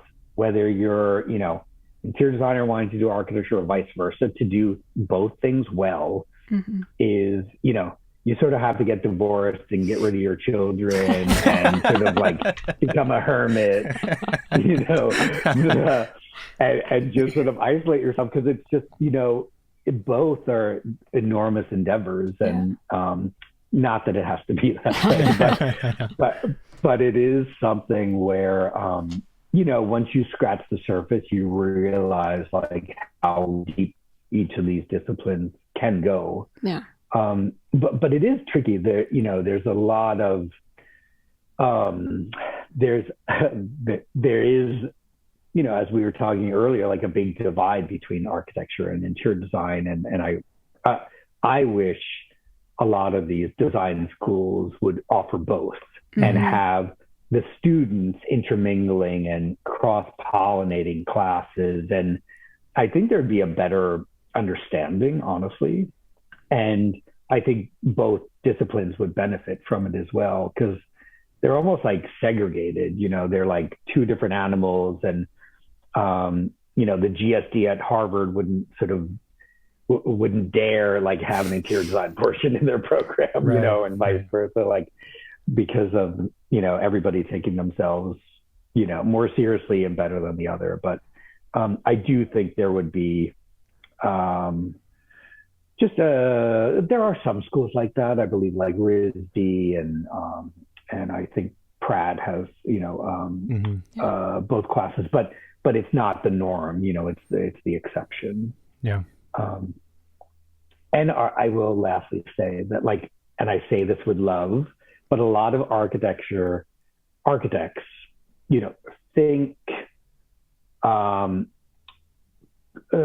quite limited based on light and space and volume and materiality, and are scared, really sort of like very suspect and apprehensive about quote unquote interior designers. So like there's that paranoia of somebody coming in and messing up your work, which happens. So I understand that sort of concern, but it's architects tend to be anal retentive, which is myself included. So you get caught up in dictating everything. And I think sometimes the ego gets sort of caught up with this sort of myopic notion of what this building has to be, and that you're individually controlling this thing. Like if you're read The Fountainhead, the Ayn Rand book, like it's like this, this singular vision of one person that's going to save the world, sort of thing. Yeah. And but there is beauty of collaboration, of really sort of like bringing everybody under one tent and expressing the intent of this design and letting others sort of contribute to that. But it's tricky. It's a tricky dance, all of it. I think that's really well said. Jamie, thank you so much for coming on the show twice and concluding this. I apologize. No, it's all good. I really enjoyed this, and I hope sometime in the future we can talk with you again. Well, tomorrow. Yeah. Oh my God. Thank you so much, both of you. I really appreciate it. Thank you for watching this YouTube video. If you liked this episode, if you like what we're doing, then please support us by hitting that subscribe button and liking and commenting and etc. Of course, you can find us on all the podcast platforms as well. Talk to you soon. Bye.